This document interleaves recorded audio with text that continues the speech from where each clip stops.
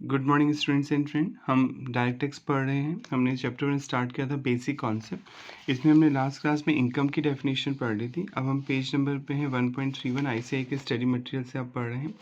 Page number है आपका 1.31। इसमें नेक्स्ट आगे बढ़ते हैं। Concept of income under income tax act 1961 कि इनकम का कॉन्सेप्ट क्या है इनकम टैक्स एक्ट में। अब आप सोच रहे हैं टॉपिक क्यों दे रखा है। इस टॉपिक में ये चीज़ें पढ़नी है कि कुछ चीज़ें ऐसी लग सकती हैं कि वो इनकम नहीं है पर उन्हें इनकम माना है टैक्स वालों ने। किस बेस पे माना है वो हमें कॉन्सेप्ट क्लियर करने हैं। ठीक है, तो यहाँ पे कॉन्सेप्ट दे रखा है। तो पहला regular receipt versus casual receipt. ये इजी है। टैक्स वालों ने बोला चाहे आप रेगुलर सोर्स से कोई इनकम कमाएं या कैजुअल मतलब कभी कभी कमाएं, इनकम तो इनकम मानी जाएगी, आपको उस पर टैक्स देना होगा। आप ये एक्सक्यूज़ नहीं दे सकते कि मैं तो एक दिन ही ये काम करता हूँ और मुझे इनकम हुई है तो पर मैं टैक्स नहीं दूंगा, क्योंकि तो कैजुअल है, मतलब कभी कभी होती है, राइट। तो चाहे कैजुअल इनकम हो चाहे रेगुलर सोर्स से इनकम हो, 90% तो हर किसी का रेगुलर सोर्स ऑफ इनकम होता ही है बिजनेस का या इनकम का, यानी कोई बिजनेस करता है, कोई जॉब करता है, राइट। पर अगर मान लीजिए कोई पर्सन है कभी कभी कोई एक्टिविटी करता है, जैसे लॉटरी का टिकट लिया आपने और आपकी लॉटरी खुल गई, तो कैजुअल इनकम है। कभी कभी केबीसी में पार्टिसिपेट किया आपने, कौन बनेगा करोड़पति में, आपको प्राइज मनी मिली, तो वो भी कैजुअल इनकम है। तो टैक्स में बोला चाहे कैजुअल इनकम हो चाहे रेगुलर इनकम हो, हमने उनमें कोई डिफ्रेंशिएट नहीं किया है, आपको दोनों पे टैक्स देना होगा। क्लियर पढ़ ली।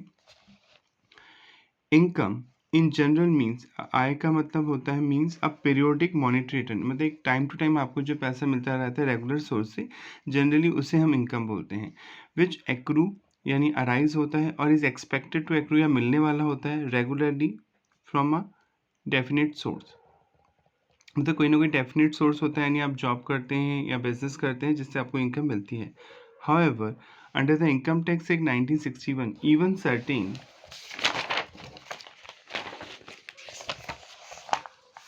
सर्टेन कैजुअल रिसिट हैं, कभी कभी होंगी, which do not arise regularly, वो रेगुलरली नहीं होती हैं, आर ट्रीटेड एज इनकम, उन्हें इनकम माना गया है for tax purpose. For example winning from lottery, crossword puzzle, work पहेली एक्सेट्रा, राइट।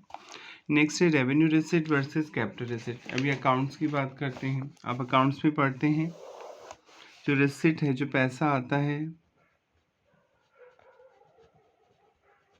इन्हें दो कैटेगरी में बांट दिया जाता है।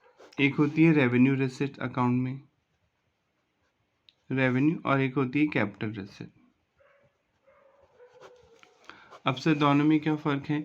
रेवेन्यू मतलब जो आप डे टू डे एक्टिविटी से कमाते हैं, जो आपका मेन पर्पस है, जिसके लिए आपने कोई बिजनेस खोला है, उस एक्टिविटी से जो आप डे टू डे कमा रहे हैं उसे रेवेन्यू रिसिट बोलते हैं, जो पैसा मिल रहा है। फॉर एग्जांपल आपने कपड़े की शॉप खोली, राइट, तो आप कपड़ा बेच रहे हैं, क्लॉथ बेच रहे हैं, तो क्लॉथिंग बिजनेस से अब जो आप अर्न कर रहे हैं, जो सेल हो रही है, वो रेवेन्यू रिसिट है, राइट।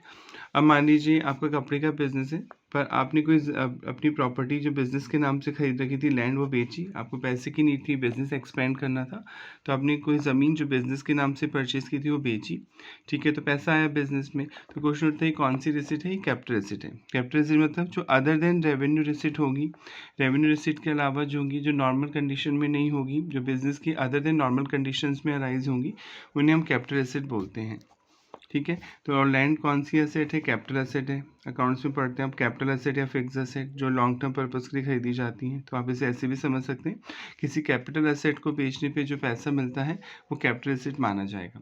अब क्वेश्चन उठता है सर ये क्यों बता रखा है टैक्स वालों ने।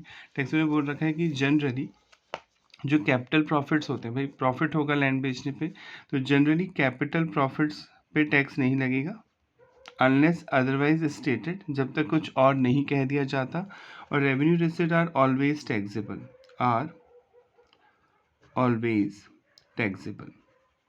जो रेवेन्यू रिसिट होती हैं, जो डे टू डे एक्टिविटी से जो आप कमा रहे हैं, वो तो हमेशा टैक्सेबल है इनकम। पर जो कैपिटल रिसिट है, कैपिटल प्रॉफिट अगर होता है तो कैपिटल प्रॉफिट पे टैक्स नहीं लगेगा अनलेस अदरवाइज स्टेटेड, जब तक कुछ और नहीं कहा जाता।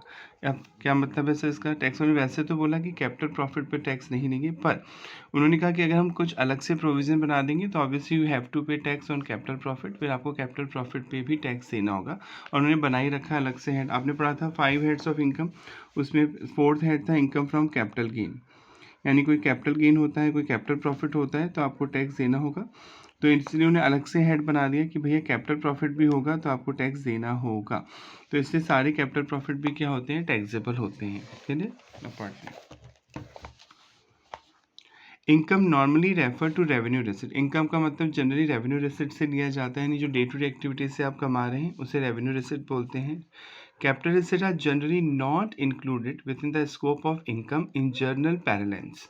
यानी आम बोलचाल में अगर बात करें, जनरल पैरेलेंस मतलब आम बोलचाल में बात करें तो कैपिटल प्रॉफिट्स पे टैक्स नहीं लगेगा। However the income tax act 1961 has specifically including certain capital receipt, पर कुछ कैपिटल रिसिट को कुछ कैपिटल प्रॉफिट पे टैक्स लगता है with in definition of income. For example capital gain लगता है, gain on sale of capital asset like land, jewellery, share, debenture, bond आप बेचते हैं तो आपको उस पर टैक्स देना होता है। ठीक है, अब क्वेश्चन उठता है सर ये चीज़ें अकाउंट्स में भी आती हैं, यहाँ पे क्यों दे रखी? ये आपका कॉन्सेप्ट क्लियर करती हैं अकाउंट्स और टैक्स को समझ, अकाउंट्स को तो समझ में करती हैं ऑब्वियसली, टैक्स में एक बेस बनाती है जिससे आपका टैक्स पढ़ना ईजी हो जाता है। आई डोंट थिंक सो, मुझे नहीं लगता एग्ज़ाम में ये चीज़ें पूछी जाती हैं, पर हर चीज़ पूछी जाए ज़रूरी नहीं है, 3 घंटे के पेपर में सब तो नहीं पूछा जा सकता, पर ये कॉन्सेप्ट आपके क्लियर करती हैं। आगे जाके जब आप टैक्स प्रैक्टिस करते हैं या टैक्स को समझते हैं तो ये चीज़ें आपकी हेल्प करती हैं, इसलिए कॉन्सेप्ट समझना ज़रूरी है। फिर है net receipt versus gross receipt. ये तो इजी है नेट रिसिट, ठीक है। नेट प्रॉफिट तो आप समझते ही हैं, ठीक है। एक होता है ग्रॉस प्रॉफिट, नेट प्रॉफिट, नहीं।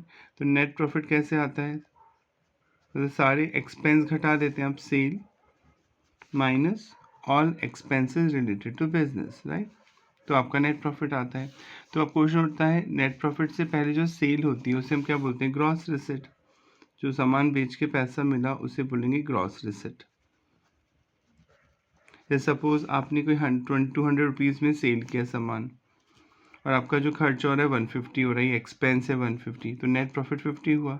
तो क्वेश्चन उठता है नेट प्रॉफिट पे टैक्स लगेगा या ग्रॉस रिसिट पे टैक्स लगेगा। जो ग्रॉस अमाउंट, ग्रॉस मतलब कुछ भी घटाने से पहले जो पैसा मिला उसे ग्रॉस रिसिट बोलते हैं। तो ऑब्वियसली नेट प्रॉफिट पे लगेगा। टैक्स वाले बोला कि हम एक्सपेंडिचर जो बिजनेस से रिलेटेड है आपने लेस कर सकते हैं और जो नेट प्रॉफिट आएगा उसी पे टैक्स देना होगा। Income means net receipt. Net receipt मतलब आफ्टर डिडक्टिंग एक्सपेंसेस, एक्सपेंस को डिडक्ट करने के बाद जो आएगा पैसा उसे इनकम बोलेंगे।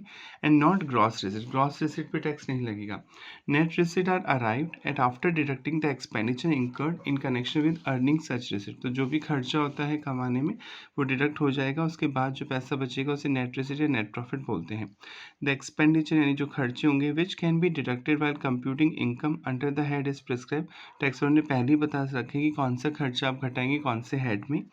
Income tax 1961, income from certain eligible business और profession is also determined presumptive basis. अभी आप पढ़ेंगे कुछ प्रोफेशन ऐसे हैं जिसमें टैक्स वाले अंदाजे से आपकी इनकम कैलकुलेट करते हैं, क्योंकि उसमें एक्चुअल इनकम कैलकुलेट करना बहुत ज़्यादा टफ होता है, क्योंकि वो लोग ढंग से अकाउंट मेंटेन नहीं करते। फॉर एग्जांपल ठेकेदार, ठेकेदार का क्या काम होता है, मकान बनाना, मजदूरों की सप्लाई करना, तो वो इतने एजुकेटेड नहीं होते हैं और इतने ढंग से अकाउंट मेंटेन नहीं करते। तो टैक्स ने एक रूल बना रखा है कि हम आपकी इनकम एक अंदाजे के बेस पे कैलकुलेट करेंगे, जैसे बोलते हैं प्रिजम्पटिव बेसिस, अंदाजा लगाना, अज्यूम करना।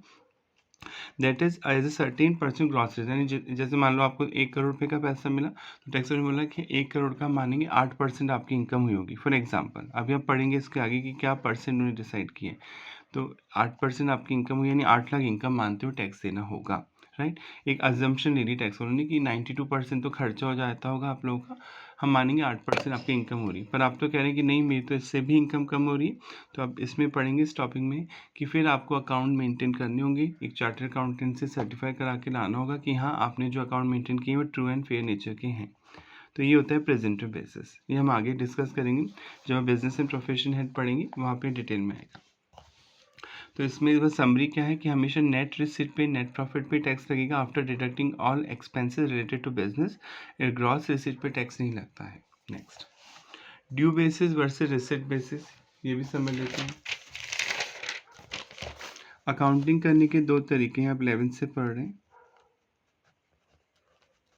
Accounting can be done on accrual basis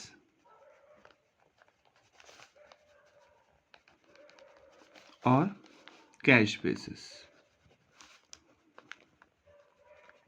Accrual basis also known as mercantile system.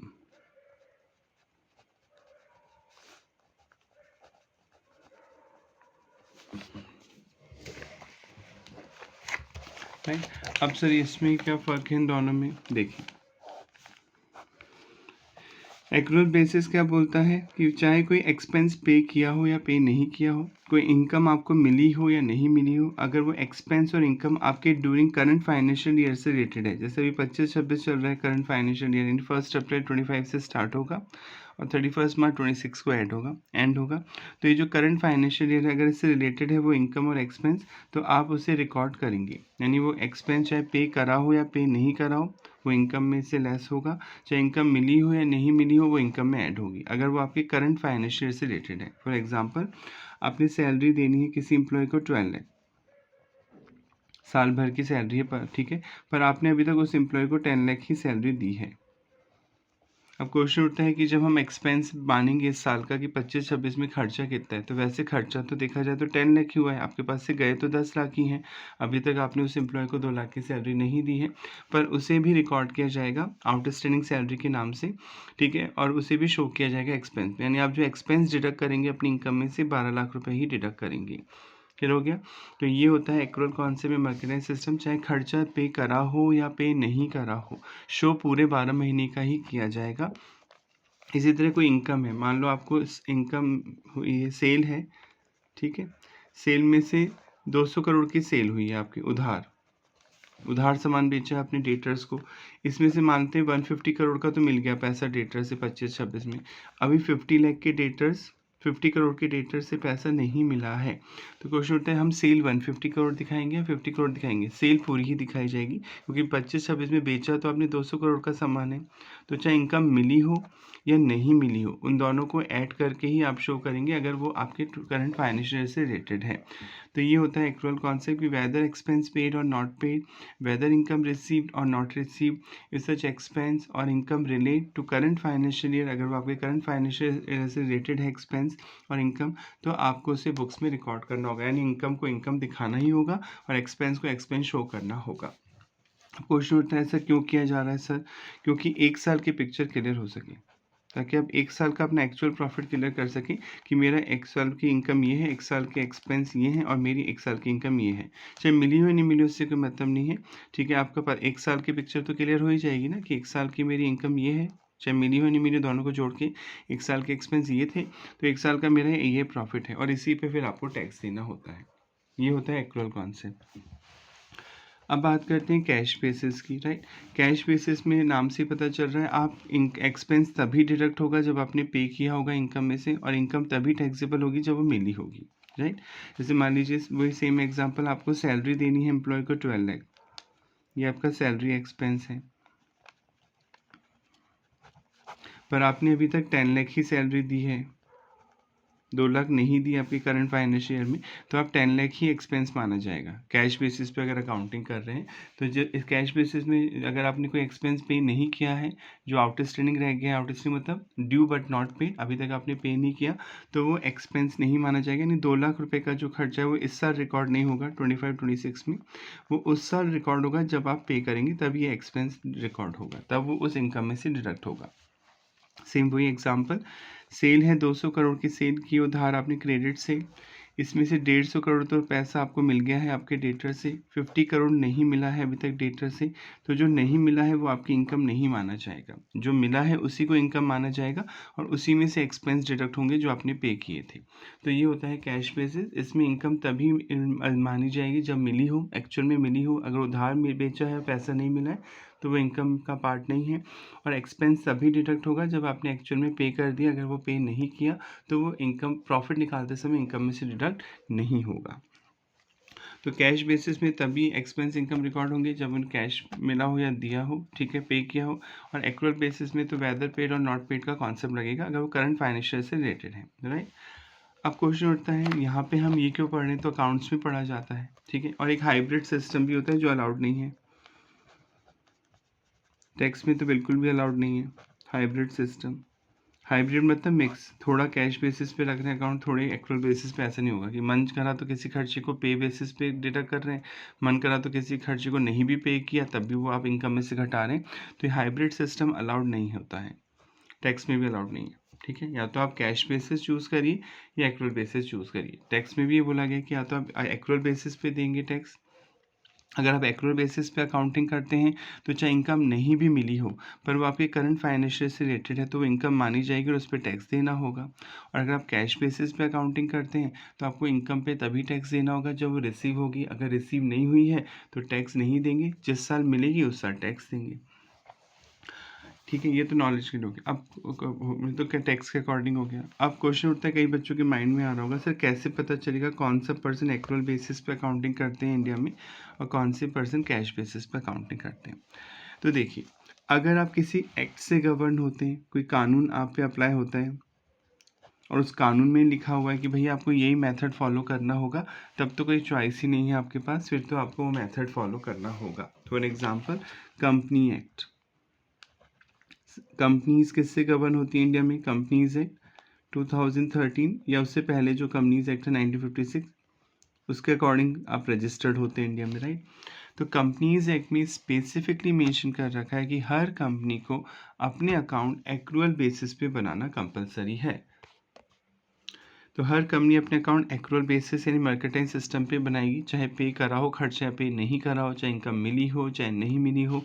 अगर वो करंट फाइनेंशियल से रिलेटेड है तो आप उसे रिकॉर्ड करेंगे, ठीक है। तो किसी एक्ट में अगर आप रजिस्टर्ड हैं और उस एक्ट में ही प्रोविज़न दे रखा है कि भैया वैसे ही अकाउंटिंग करनी है, तब तो आपके पास कोई चॉइस नहीं है।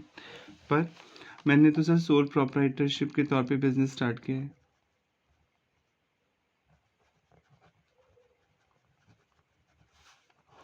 सोल प्रोप्राइटर मतलब जो अकेले बिजनेस करता है, राइट। जैसे आपने कोई बिजनेस स्टार्ट किया, अकेले बिजनेस स्टार्ट किया, तो आप बोलेंगे सोल प्रोप्राइटरशिप फर्म या सोल प्रोप्राइटर। तो आप किसी लॉ में तो रजिस्टर्ड है ही नहीं, कोई कानून तो है बना हुआ नहीं है सोल प्रोप्राइटर का एक्ट अलग से। तो आपके पास चॉइस है, आप चाहें तो एक्रूअल बेसिस पे भी अकाउंटिंग कर सकते हैं, चाहे तो कैश बेसिस पे भी अकाउंटिंग कर सकते हैं। कैश बेसिस पे करेंगे तो कैश बेसिस पे टैक्स देना होगा, यानी कैश बेसिस में टैक्स तभी देना होगा जब इनकम मिल गई हो। मान लो 4 साल की इनकम थी आगे की किसी ने, और वो आपको इसी साल एडवांस दे दी, उस बंदे ने 4 साल की इनकम एक साथ दे दी, तो आपको अभी देना पड़ेगा टैक्स, ठीक है। जबकि इसमें क्या होगा, 1 साल की इनकम पे लगेगा टैक्स, जो 3 साल की इनकम दे दी उसने वो एडवांस मानते हुए नेक्स्ट ईयर ट्रांसफ़र होती जाएगी, ठीक है। तो कैश बेसिस में बस ये ध्यान रखना है कि जब इनकम मिलेगी तभी टैक्स लगेगा, चाहे 10 साल की एक साथ मिली हो तो एक साथ अभी देना होगा टैक्स, फिर ऑब्वियसली नेक्स्ट ईयर नहीं देंगे, एक बार ही तो लगेगा टैक्स। तो सोल प्रोप्राइटरशिप के लिए तो कोई कानून नहीं है। तो जिसके लिए कोई कानून नहीं है या कानून है पर उसमें स्पेसिफिकली मेंशन नहीं है, तो आपके पास चॉइस होती है, आप एक्रूअल बेसिस पे भी कर सकते हैं अकाउंटिंग और कैश बेसिस पे भी कर सकते हैं, चॉइस है आपके पास। पर हाइब्रिड सिस्टम नहीं अपना सकते, कुछ अकाउंट आपने कैश बेसिस पे मेंटेन करें, कुछ अकाउंट आपने एक्रूअल बेसिस पे मेंटेन करें। क्लियर हो गया यहाँ तक? अब हम पढ़ लेते हैं। एक और चीज़ रह गई बताना कि टैक्स में आपने जो 5 हेड्स पढ़े थे, पहला हेड है सैलरी, इनकम फ्रॉम सैलरी। दूसरा हेड है इनकम फ्रॉम हाउस प्रॉपर्टी। तीसरा हेड है income from business and profession. चौथा हेड है कैपिटल गेन और बाकी है अदर सोर्सेज, राइट। तो इन पांचों हेड में से टैक्स वालों ने आपको 2 में चॉइस दे रखी है कि अगर आप आपके अकॉर्डिंग लेंगे वो टैक्स, ठीक है। कौन? एक तो बिजनेस एंड प्रोफेशन में और अदर सोर्सेज में, यानी इन 2 में आप जिस तरह से अकाउंटिंग कर रहे हैं, अपने रिकॉर्ड्स मेंटेन कर रहे हैं, उसके बेस पर टैक्स देंगे। अगर आप कैश बेसिस पे कर रहे हैं अकाउंटिंग, यानी इनकम मिल रही है तभी टैक्स देना होगा फिर आपको। अगर इनकम नहीं मिली तो जिस साल मिलेगी उस साल टैक्स देंगे। पर अगर आप एक्रूअल बेसिस पे अकाउंटिंग कर रहे हैं तो चाहे मिली हो या नहीं मिली हो, इन दोनों हेड्स में इनकम आपको टैक्स देना होगा अगर वो आपके करंट फाइनेंशियल से रिलेटेड है। बाकी इन 3 केसेस में, सैलरी में, हाउस प्रॉपर्टी में, कैपिटल गेन में, जो टैक्स वाले कहेंगे वो आपको मानना होगा। अभी हम आगे पढ़ेंगे टैक्स मतलब क्या, जो टैक्स वाले क्या कह सकते हैं, या तो वो कह सकते हैं एक्रूअल बेसिस पे टैक्स देंगे, चाहे मिली हो या नहीं मिली हो तभी टैक्स देना होगा, और कैश बेसिस में बोलेंगे कि तभी टैक्स देना होगा जब मिली होगी। तो इनमें उन्होंने क्या बोला है हम आगे पढ़ेंगे, पर अभी आप कॉन्सेप्ट क्लियर करेंगे। बिजनेस एंड प्रोफेशन हेड में और अदर सोर्सेज में उन्होंने चॉइस दी है आपको कि अगर आप कैश बेसिस पे अकाउंटिंग करेंगे तो कैश बेसिस पे टैक्स दीजिए, अगर आप accrual basis and mercantile system पे अकाउंटिंग कर रहे हैं तो मर्केंटाइल सिस्टम के बेस पे टैक्स दीजिए। क्लियर? अब क्वेश्चन उठता है कि आप सर क्या एडवाइस करेंगे, कौन से बेसिस पे अकाउंटिंग करनी चाहिए, राइट। तो अगर आप बिल्कुल भी उधार नहीं देते, आपका कॉन्सेप्ट ही नहीं है क्रेडिट पे, क्रेडिट मतलब उधार, अगर आप कोई उधार नहीं देते हैं किसी को, वैसे ऐसे हो ही नहीं सकता। 99% तो उधार देना ही पड़ता है मार्केट में अगर आपको टिकना है, क्योंकि कट थ्रोट कॉम्पिटिशन है, बहुत ज़्यादा कॉम्पिटिशन है, तो आपको उधार देना ही पड़ता है कस्टमर को। पर मान लीजिए आपकी तो पॉलिसी है कि हम तो बिल्कुल भी उधार नहीं देते हैं, तो फिर आप कैश बेसिस पे करिए अकाउंटिंग। जैसे डॉक्टर्स होते हैं, जब आप किसी डॉक्टर को दिखाने जाते हैं तो जनरली वो क्रेडिट नहीं देते ना, आपको पहले ही फीस देनी होती है, कंसल्टेशन फीस। तो कैश बेसिस पे अकाउंटिंग कर सकते हैं आप, राइट। पर आप कह रहे नहीं हमें तो उधार भी देना पड़ता है सर, ठीक है, तो फिर एक्रूअल बेसिस पे करिए, क्योंकि आपने उधार तो दे दिया, किसी को सामान बेच दिया, पर वो 1 साल बाद या 2 साल बाद पैसे दे रहा है, तो फिर आपको अभी देना पड़ जाएगा टैक्स, राइट। क्योंकि एक्रूअल बेसिस में क्या होगा, भले वो 1 साल बाद या 2 साल बाद पैसे देगा, पर टैक्स तो अभी लगेगा ना। तो एक्रूअल बेसिस उसी के लिए होता है। और आपने उधार सामान खरीदा किसी से, आप भी तो लेट पेमेंट करेंगे किसी को जब आप खुद उधार खरीदेंगे, ठीक है, पर वो एक्सपेंस इसी साल डिडक्ट हो जाएगा, क्योंकि वो माना तो इस साल का ही खर्चा जाएगा, भले पे कराओ या पे नहीं कराओ। तो एक्रूअल बेसिस उन लोगों के लिए जैसा ही जो क्रेडिट भी देते हैं, उधार देते हैं। कैश बेसिस उन्हीं लोगों के लिए सही होता है जो कैश बेसिस पे अकाउंटिंग करते हैं, जो बहुत रेयर ही किसी को उधार देते हैं। ठीक है, अब पढ़ लेते हैं।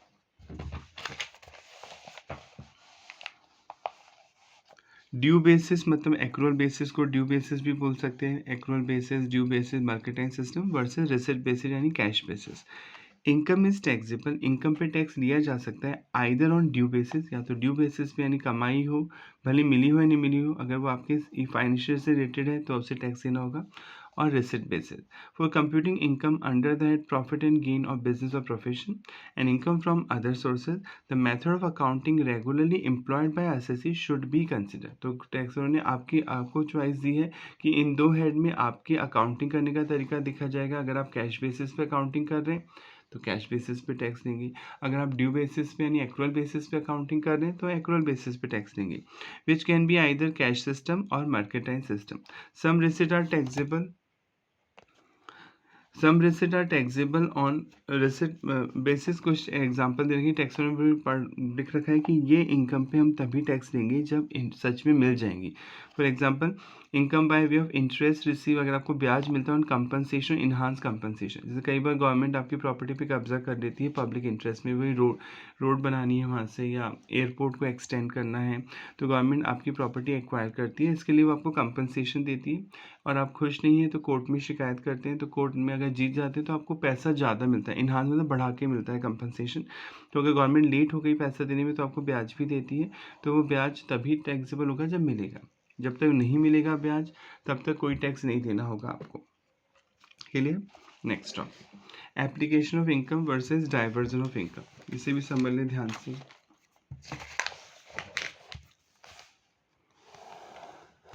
इससे समझने से पहले हमें अकाउंट्स में चलते हैं। प्रॉफिट एंड लॉस अकाउंट, ये आप 11th से पढ़ रहे हैं, राइट। ये 3 कैटेगरी के होते हैं, 3 नाम आपने सुने होंगे इनके। एक तो नॉर्मल हम P&L बोलते हैं, P&L अकाउंट। एक होता है P&L एप्रोप्रिएशन,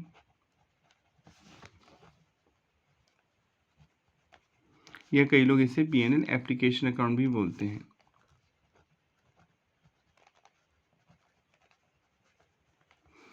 और एक सुना होगा आपने P&L एडजस्टमेंट अकाउंट।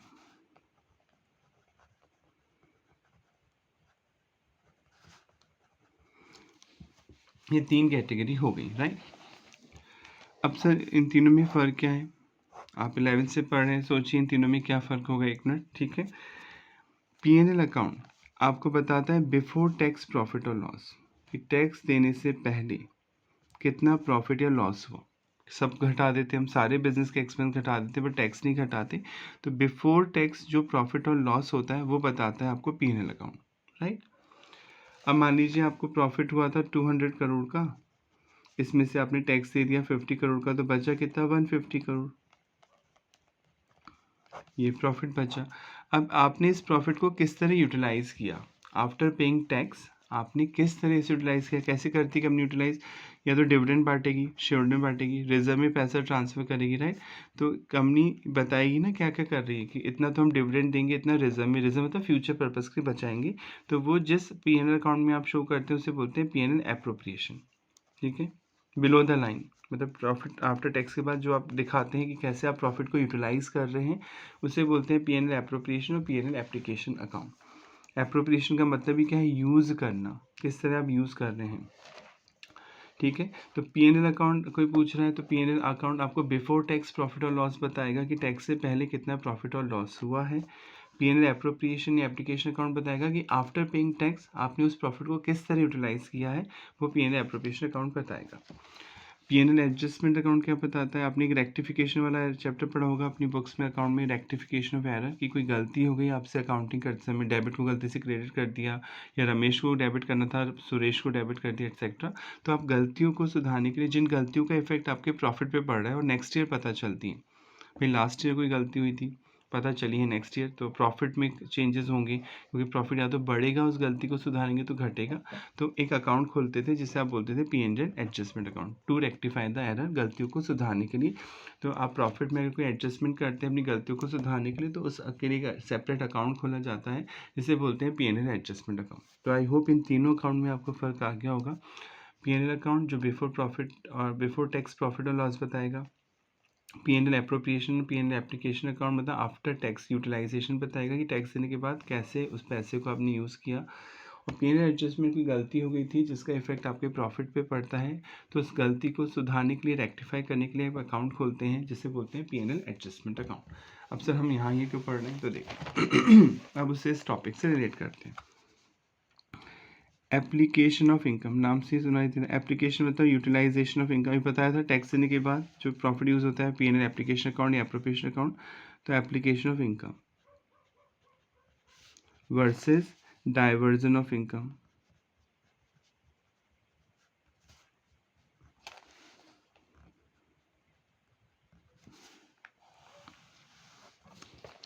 जैसे मान लीजिए किसी की सैलरी है पर मंथ 2 लाख, ये आपकी पर मंथ सैलरी है किसी की, राइट। अब उसको सैलरी मिल गई, अब उसने क्या किया, जैसी सैलरी मिली 20,000 किसी गरीब अनाथ आश्रम में दान दे दी।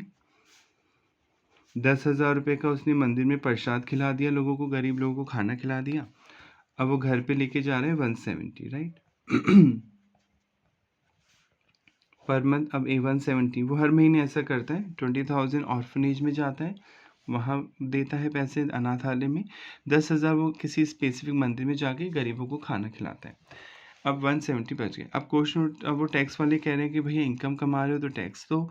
तो कह रहा है ठीक है, आई एम रेडी टू पे टैक्स, मैं तैयार हूँ, मैं कब छुपा रहा हूँ, मैं तो अब अच्छा आदमी हूँ, मैं तो अच्छे अच्छे काम कर रहा हूँ, तो मैं टैक्स दे दूंगा। पर मेरे को तो 170 ले जाता हूँ घर, तो 170 पे ही दूंगा मैं टैक्स, क्योंकि मैंने 30,000 तो खर्च कर दी और मेरे पास प्रूफ भी है, मैं झूठ नहीं बोल रहा, मेरे पास रिसिट है, सबूत है, आप देख सकते हैं, ठीक है। तो टैक्स वाले ने बोला कि भैया ये तो एप्लीकेशन ऑफ इनकम है, एप्लीकेशन ऑफ इनकम तुम तभी कर सकते हो जब टैक्स दे दिया हो, ठीक है। टैक्स से पहले नहीं कर सकते, तुम्हें एप्लीकेशन, एप्लीकेशन मतलब क्या है, यूटिलाइजेशन ऑफ इनकम, यानी इनकम का यूटिलाइजेशन कब होगा, आफ्टर पेइंग टैक्स। अगर तुमने बिफोर पेइंग टैक्स कर दिया वो तुम्हारी हेडेक है, हम तो टैक्स पूरी इनकम पे ही लगाएंगे। तो क्या समझ में आया कि जो एप्लीकेशन ऑफ इनकम है वो आफ्टर पेइंग टैक्स ही कर सकते हैं आप वो खर्चे, बिफोर पेइंग टैक्स आप कोई भी इनकम लेस नहीं कर सकते हैं। हाँ, इसका एक एक्सेप्शन आएगा, अभी आप आगे पढ़ेंगे सैलरी में, कि अगर सेंट्रल गवर्नमेंट को पब्लिक इंटरेस्ट में आप दान देते हैं, जैसे कई बार सुनामी आ गई देश में, अर्थक्वेक आ गया, तो सरकार आपसे अपील करती है कि आप डोनेशन दें। तो अगर आप सेंट्रल गवर्नमेंट के फेवर में अपनी सैलरी को सरेंडर करते हैं, सैलरी छोड़ देते हैं सेंट्रल गवर्नमेंट के फेवर में फॉर पब्लिक इंटरेस्ट, केवल सेंट्रल गवर्नमेंट के फेवर में, तो ही वो डिडक्ट होगा। अदरवाइज कभी भी इनकम एक्सपेंस डिडक्ट नहीं होंगे। पहले आप ग्रॉस इनकम जो आपको मिली है इनकम, उस पर टैक्स देंगे, उसी के बाद आप अपनी इनकम को यूटिलाइज कर सकते हैं, जैसे बोलते हैं एप्लीकेशन ऑफ इनकम, यानी आफ्टर पेइंग टैक्स ही आप इनकम को यूटिलाइज कर सकते हैं। अगर आप पहले यूटिलाइज कर रहे हैं तो कोई प्रॉब्लम नहीं, कर सकते हैं, पर टैक्स तो हमेशा ग्रॉस रिसिट पे ही लगेगा जो आपको मिली थी, यानी 2 लाख पे टैक्स लगेगा। डाइवर्जन ऑफ इनकम क्या है सर, इससे भी समझ लें। जैसे कई बार आप जाते हैं, रास्ते में लिखा होता है डाइवर्जन, मतलब मुड़ जाइए, डाइवर्ट हो जाइए, राइट। तो आय को मोड़ देते हैं, तो देखिए इनकम को आय बोलते हैं हिंदी में, राइट। जैसे ABC, 3 लोगों ने मिलकर एक बुक लिखी, ऑथर हैं तीनों, और P लिमिटेड एक पब्लिशिंग कंपनी जो इनकी बुक पब्लिश करके सेल करेगी। तीनों ने मिलकर लिखे, तीनों ऑथर हैं, ठीक है। P लिमिटेड ने रॉयल्टी देगी। रॉयल्टी तो समझते हैं, रॉयल्टी मतलब जब किसी के अधिकार का आप यूज़ करते हैं तो आप उसके बदले जो आप कंसिडरेशन देते हैं, जो पेमेंट पे करते हैं, उसे रॉयल्टी बोलते हैं। कई बच्चों को रॉयल्टी का मीनिंग ही नहीं पता होता है। जब कई बार इंटरव्यू में कहीं पूछा तो रॉयल्टी का मीनिंग आप कैसे बोलेंगे, when you are using the write off someone, जब आप किसी के अधिकार का यूज़ कर रहे हैं। अधिकार वो पेटेंट भी हो सकता है, वो कॉपीराइट भी हो सकता है, वो ट्रेडमार्क भी हो सकता है, वो माइनिंग राइट्स भी हो सकते हैं, सैटेलाइट राइट भी हो सकते हैं। बुक्स के पब्लिशिंग राइट्स भी हो सकते हैं। तो अगर आप किसी के अधिकार का यूज़ कर रहे हैं तो एज ए कंसिडरेशन जो आप उसे पे कर रहे हैं, सामने वाले पर्सन को जो पैसा दे रहे हैं, कंसिडरेशन समझते हैं, समथिंग इन रिटर्न, कुछ के बदले कुछ। भाई आपने उसका राइट यूज़ करा, उसका नाम यूज़ करा, इसके बदले आप उसे पैसे दे रहे हैं, तो उसे रॉयल्टी बोलते हैं। तो पी लिमिटेड कंपनी जब किताबें बिकेंगी तो इस पर रॉयल्टी जनरेट हो गई इन तीनों की 3 लाख मिला के। ठीक है, पी लिमिटेड को 1 लाख तो देने हैं, इसमें से ए को 1 लाख देने हैं, बी को 1 लाख बनते हैं सी के। 3 लाख रुपए की रॉयल्टी देनी है क्योंकि बुक्स वो छाप रही है, बुक्स बिक रही है, तो रॉयल्टी मिलेगी। अब पी ने क्या किया, गलती से ए के नाम से चेक बना दिया रॉयल्टी का, जबकि होना क्या चाहिए था, ए के नाम से 1 लाख का चेक, बी के नाम से 1 लाख का चेक, सी के नाम से 1 लाख का चेक, अलग अलग बनने चाहिए थे चेक। पर पी लिमिटेड पब्लिशिंग कंपनी ने ए के नाम से चेक बना दिया। अब ए को मिल गया चेक 3 लाख का, पर ए अच्छी तरह जानता है, पी ने उसे बता दिया कि हमने ऐसी गलती कर दी, कोई बात नहीं, आप तीनों फ्रेंड हैं तो आप देख लेना। तो ए अच्छी तरह जानता है कि पूरे 3 लाख उसके नहीं हैं, इसमें से 1 लाख उसे बी को देने यानी डाइवर्ट करने हैं, और 1 लाख रुपए सी को डाइवर्ट करने, राइट। तो इसे बोलते हैं डाइवर्जन ऑफ इनकम। क्या समझ में आया कि जब कोई पर्सन किसी दूसरे के बिहाफ पर इनकम रिसीव कर लेता है और वो लीगली लायबल होता है वो पैसा दूसरे को देने के लिए, कल को एक अगर मना करता है तो बी और सी कोर्ट में केस कर सकते हैं, पी भी केस कर सकता है इस पर कि भाई तुम्हारी तो 1 लाख ही बनती थी, तुम 3 लाख कैसे मांग रहे हो, राइट। तो जब किसी पर्सन को दूसरे के बिहाफ पे कोई इनकम मिल जाती है और वो लीगली लायबल है उस इनकम को किसी दूसरे उस पर्सन को देने के लिए, ट्रांसफ़र करने के लिए, डाइवर्ट करने के लिए, तो इस कॉन्सेप्ट को बोलते हैं डाइवर्जन ऑफ इनकम। और जितना पार्ट आप डाइवर्ट कर देते हैं वो आपके लिए टैक्सेबल नहीं होता। तो ए ने 3 लाख रुपए मिले हैं पर 1 लाख बी को दे दिए, 1 लाख सी को दे दिए, तो ए अपने ही 1 लाख पे टैक्स देगा, इनकम टैक्स, पूरे 3 लाख पे नहीं देगा। तो आई होप ये क्लियर हो गया होगा। डाइवर्जन ऑफ इनकम मतलब जब कोई पर्सन किसी दूसरे के बिहाफ पे कोई इनकम रिसीव कर लेता है और वो लीगली लायबल है उस इनकम को ट्रांसफ़र करने के लिए, ठीक है। तो जितना पार्ट वो इनकम का डाइवर्ट कर देता है, ट्रांसफ़र कर देता है, that diverted part of income is not taxable in his hand. तो उसके हाथों में टैक्स लगेगा, जिसको डाइवर्ट किया गया वही पर्सन टैक्स देगा। तो अब पढ़ लेते हैं।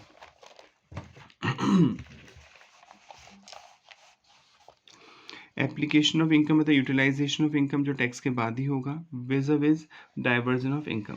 Application of income mean discharge in obligation, अपनी ऑब्लिगेशंस को पे करना, विच इज़ ग्रेशियस मतलब आप अपनी इच्छा से अनाथ आश्रम में दे रहे हैं, गरीबों की भलाई कर रहे हैं, ग्रेशियस होता है इच्छा से, और सेल्फ इम्पोज आपने खुद जनरेट की। After such income reach the assessee, जैसे वो आपके हाथ में आएगी आप अपनी इच्छा से किसी को डोनेशन दे रहे हैं, खर्च कर रहे हैं। Where by virtue of an obligation by overriding title मतलब हम लीगली लायबल हैं उस पैसे को किसी को देने के लिए। इनकम इज डाइवर्टेड, आप डाइवर्ट करते हैं income before it reaches the assessee, it is known as diversion of income, उसे डाइवर्जन ऑफ इनकम बोलते हैं। In case of the former मतलब एप्लीकेशन इनकम की बात की जाती, the income would be taxable in the hand of person who applied, income आपको ही टैक्स देना होगा जो अप्लाई कर रहा है। जैसे मैंने बताया था, आप यहाँ पे 2 लाख रुपए मिले, आप इसे अप्लाई कर रहे हैं अनाथ आश्रम में खर्च करने में, फिर भी आपको 2 लाख पे टैक्स देना होगा पूरे पे। आगे लिखा है whereas in the case of later of the diversion income के केस में क्या होगा, इट इज़ नॉट टैक्सेबल, ये आपके हाथों में टैक्सेबल नहीं होगी। इनकम का जो पार्ट आप डाइवर्ट कर देते हैं वो आपके लिए टैक्सेबल नहीं होता है। That is even if the assessee were to collect the income, भले ए को मिले थे पूरे 3 लाख रुपए, he does so on behalf of the person to whom it is apply, पर वो दूसरे के लिए बिहाफ पे अप्लाई करेगा, उन्हें ट्रांसफर करेगा। क्लियर। तो application of income after tax होता है, यानी टैक्स से पहले आप यूटिलाइज नहीं कर सकते, अगर कर भी रहे हैं तो बिफोर यूटिलाइजिंग जो इनकम आपको मिली उसी पे टैक्स लगेगा। डाइवर्जन इनकम में जितना पार्ट आप इनकम का डाइवर्ट कर देते हैं उस पर आपको टैक्स पे नहीं करना होता है, राइट। अब आगे बढ़ते हैं। Concept of revenue and capital, अभी पढ़ा था, पहले भी आता है। रेवेन्यू जैसे अकाउंट में भी आता है कि जो डे टू डे एक्टिविटी से पैसा मिल रहा है, जिसके लिए आपने बिजनेस खोला है, जो आपका मेन काम है, जैसे आप फर्नीचर बेचते हैं तो फर्नीचर बेचने से जो पैसा मिलेगा उसे रेवेन्यू सेट बोलेंगे। कैपिटल एसेट मतलब जो कैपिटल एसेट होती हैं, जैसे लैंड, बिल्डिंग, मशीनरी, जो अपनी लॉन्ग टर्म पर्पज़ के लिए खरीदी थी, इन्हें बेचने पर जो पैसा मिलता है उन्हें कैपिटल एसेट बोलते हैं। अब सर ये क्यों पढ़ा रहे हैं टैक्स वाले अकाउंट्स का टॉपिक यहाँ पे, क्योंकि टैक्स वालों ने लिखा कि generally revenue receipt are always taxable, revenue receipt पे तो हमेशा ही टैक्स लगेगा, कैपिटल रिसिट पे तभी टैक्स लगेगा जब वो कहेंगे, अदरवाइज कैपिटल रिसिट क्या हो जाएंगी, एग्जेम्प्ट हो जाएंगी, माफ़ हो जाएंगी। तो हमें कॉन्सेप्ट समझ में आना चाहिए कौन सी होती है कैपिटल रिसिट और कौन सी होती है रेवेन्यू रिसिट। पढ़ते हैं। Student should carefully study the various item of receipt. आपको बहुत सारी इनकम को पहचानना होता है, वो कौन सी इनकम है in the definition of income. Some of them I like capital gain. Capital gain मतलब जो कैपिटल एसेट बेचने पे होता है, जैसे land, building, machinery. Are not revenue receipt, ये रेवेन्यू रिसिट नहीं होती है, डे टू डे का पैसा नहीं है।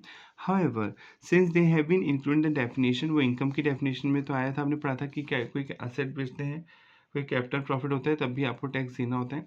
They are chargeable as income, आपको इनसे इनकम पे ही टैक्स देना होता है under the act. The concept of revenue and capital asset is discuss here under. देखिए, द एक्ट कॉन्टेम्पलेट मतलब एक्ट, जो इनकम टैक्स एक्ट है वो बताता है, अ लेवी मतलब चार्ज होगा, लगाया जाएगा tax on income and not on capital. मतलब कैपिटल रिसिट पे टैक्स नहीं लगेगा जब तक टैक्स वाले अलग से कुछ ना कह दे, और इनकम पे तो लगेगा जो नॉर्मल इनकम आप कमाते हैं। Hence it is very essential, ये बहुत ज़रूरी है टू डिस्टिंग्विश, मतलब डिफरेंस करना बिटवीन कैपिटल और रेवेन्यू रिसिट में। Capital receipt can not be tax, tax उन्होंने क्या लिखा, कैपिटल रिसिट पे हम टैक्स नहीं ले सकते unless they fall with in the scope of definition income, जब तक कि वो इनकम की डेफिनेशन में नहीं आती है। And so the distinction between capital and revenue receipt is material important हो जाता है फॉर टैक्स पर्पस। क्योंकि टैक्स वालों ने जनरली क्या लिखा कि कैपिटल प्रॉफिट्स पे हम टैक्स नहीं लेंगे, कैपिटल रिसिट पे टैक्स नहीं लेंगे, पर रेवेन्यू रिसिट्स पे आपको टैक्स देना होगा। Certain capital receipt which have been specifically included in the definition of income, जिनको हम उन्होंने क्या रखा है कि भाई ये तो टैक्स देना होगा, इन्हें इनकम माना जाएगा। और कंपनसेशन फॉर मॉडिफिकेशन और termination of service, income by way of capital gain etcetera. मतलब कोई कंपनसेशन मिलता है, जैसे मान लीजिए आपको मैकडी की फ्रेंचाइजी मिली, ठीक है, फ्रेंचाइजी ले ली आपने, 5 साल के लिए ली फ्रेंचाइजी। आप समझते ही हैं, फ्रेंचाइजी मतलब जब आप किसी दूसरे के नाम का यूज़ करते हैं तो उसे फ्रेंचाइजी बोलते हैं। आप अपने नाम से बिजनेस स्टार्ट नहीं कर रहे, किसी दूसरे का नाम इस्तेमाल कर रहे हैं, और फिर आपको उस पर रॉयल्टी देनी होती है। वही रॉयल्टी मतलब किसी के राइट का यूज़ कर रहे हैं, किसी के अधिकार का यूज़ कर रहे हैं, तो जो आप कंसिडरेशन पे करते हैं उसे रॉयल्टी बोलते हैं। तो आपने कोई फ्रेंचाइजी ली है और 5 साल के लिए ली है, पर 3 साल बाद ही वो आपसे फ्रेंचाइजी वापस ले रही है कंपनी, रीज़न कुछ भी हो सकता है, तो ये गलत है। दी तो 5 साल के लिए थी परमिशन, 3 साल बाद ही मॉडिफिकेशन कराना चाह रही कॉन्ट्रैक्ट में, तो वो आपको एक कंपनसेशन देगी, वरना आप कोर्ट में जाएंगे ना, मुझे पहले 5 साल के लिए आपने परमिशन दी, बाद में बोल रहे हो कि 3 साल ही अलाउड होगा, तो गलत है, मेरे मार्केट में नाम खराब करोगे आप ऐसे। तो 2 साल से पहले आप एग्रीमेंट तोड़ना चाह रहे हो, तो आपको कंपनसेशन देना होगा मुझे, ठीक है। तो ये कंपनसेशन मिला, तो क्वेश्चन होता है, अब मान लेते हैं आपको 10 करोड़ मिले मैकडी की तरफ से फ्रेंचाइजी वापस लेने के लिए। अब पैसा तो आया ही 10 करोड़, अब क्वेश्चन होता है रेवेन्यू रिसिट है सर, ये कैपिटल, क्योंकि है तो बिजनेस से रिलेटेड, तो ये कैपिटल एसेट है, क्योंकि आपका सोर्स ऑफ इनकम ही चला गया। अगर आपका सोर्स ऑफ इनकम ही खत्म हो गया ना, अब आप मैकडी का नाम इस्तेमाल नहीं कर सकते, उस कंपनी का नाम यूज़ नहीं कर सकते, तो ये जो सोर्स ऑफ इनकम अगर ख़त्म हो जाता है और इसके बदले कोई पैसे अगर आप मिलते हैं, तो वो भी कैपिटल एसेट होते हैं। ये हम आगे पढ़ेंगे, तो ये बोल रखा है यहाँ पे, it is not possible to lay down any single test as infallible or any single criteria as decisive, final and universal in application to determine, मतलब कोई सिंगल टेस्ट नहीं है कि भाई ये एक पॉइंट लिख दिया, अगर ये होगा तो कैपिटल, ये नहीं होगा तो रेवेन्यू, ऐसा कोई नहीं। डिपेंड करता है केस टू केस कि कौन सी रिसिट रेवेन्यू मानी जाएगी और कौन सी कैपिटल मानी जाएगी, to determine whether a particular receipt is capital और revenue nature. Hence therefore the capital और revenue nature of the receipt must be determined with reference to the fact and circumstances of each case. सबूतों के आधार पर, facts के base पे देखा जाएगा कि वो इनकम कैपिटल मानी जाएगी या रेवेन्यू मानी जाएगी। Criteria for determining weather a receipt is capital और रेवेन्यू, कैसे पता चलेगा, कुछ एग्जांपल दे रखे हैं टैक्स वालों ने।